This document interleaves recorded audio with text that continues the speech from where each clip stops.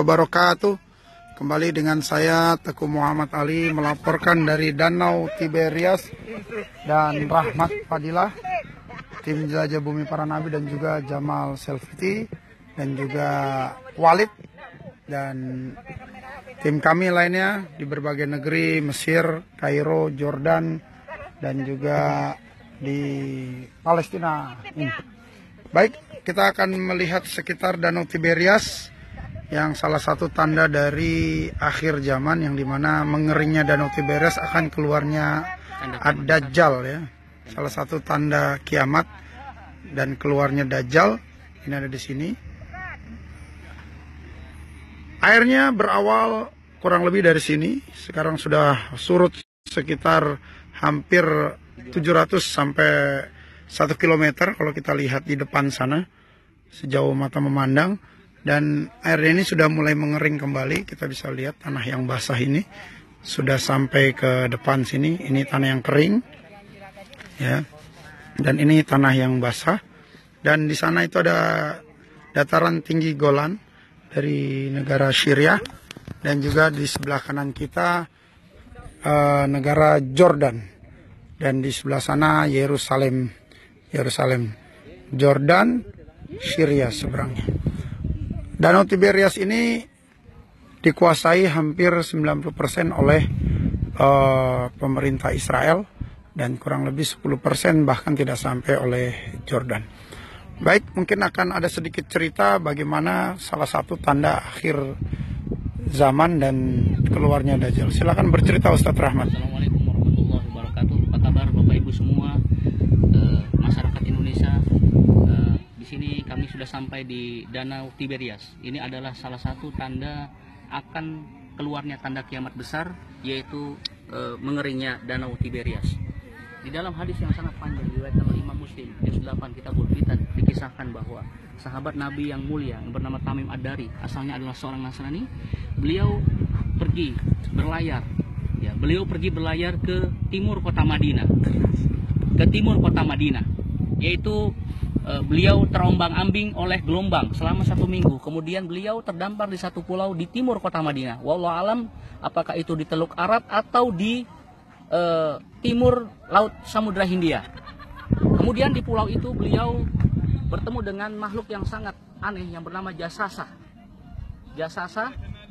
Kemudian Jasasa memerintahkan Tamim Ad-Dari untuk menemui seseorang yang akan bertanya 4 pertanyaan kepada Tamim Ad-Dari.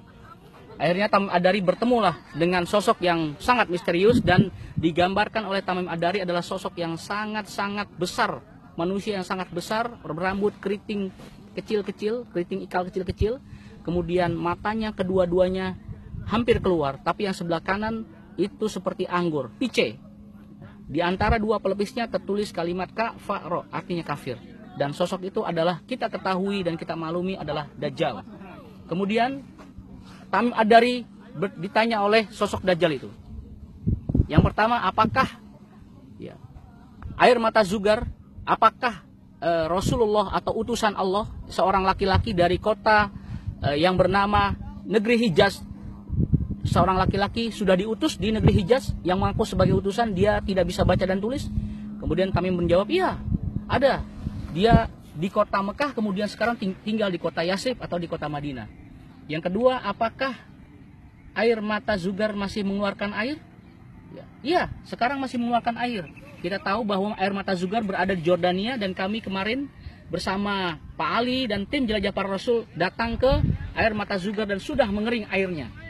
Yang ketiga, apakah kurma di tanah Baisan masih mengeluarkan buah? Oh iya, sekarang kurma di tanah Baisan masih mengeluarkan buah, jawab Tamim Ad-Dari. Sebentar lagi dia tidak akan mengeluarkan buah. Kemudian pertanyaan keempat, apakah Danau At-Tabariyah masih mengeluarkan air dan dialiri oleh sawah dan kebun? Oh masih. Sebentar lagi akan mengering. Sekarang kita lihat dengan mata kepala kita sendiri, danau ini sudah mulai mengering. Berarti dengan hadis ini kita akan menantikan tanda kiamat besar, yaitu keluarnya Ad-Dajjal. Maka dari itu kita sebagai umat Islam sebagai umat muslim harus membaca tanda-tanda zaman bahwa kita akan datang, akan menantikan tanda kiamat besar, yaitu fitnah Dajjal. Waspadalah, waspadalah, ikuti apa kata ulama, ikuti pada apa kata Quran dan hadis, segera mengkaji tentang bab-bab fitnah Dajjal, maka insya Allah dengan doa kita akan selamat dari fitnah Dajjal. Demikian laporan kami dari Danau Tiberias. Assalamualaikum warahmatullahi wabarakatuh. Bagaimana cara menghindari Dajjal? Cara menghindari Dajjal itu dengan doa, yaitu Allahumma inni a'udzubika min azabi jahannam wa min azabil qabri wa min fitnatil mahya wal mamat wa min fitnatil masihid Dajjal. Doa itu dibaca setiap selesai sholat 5 waktu, selesai tahiyat akhir sebelum salam.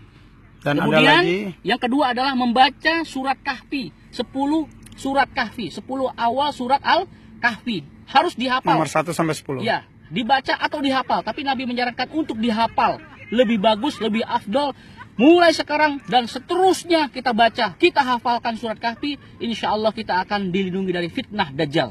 Bahkan kemarin tadi siang ya, Tadi ada siang imam kita mampir di Babuludin atau kota Ludin, yang kota itu di dalam hadis juga termaktub bahwa kota itu adalah kota yang akan dibunuhnya Dajjal, sang pendusta, sang pembohong, sang durjana, ya sumber fitnah, ya, raja kekafiran Dajjal yang mempropagandakan dirinya sebagai Tuhan. Dia akan dibunuh melalui tangan Isa Nabi SAW di kota Ludin. Tadi kita datangi.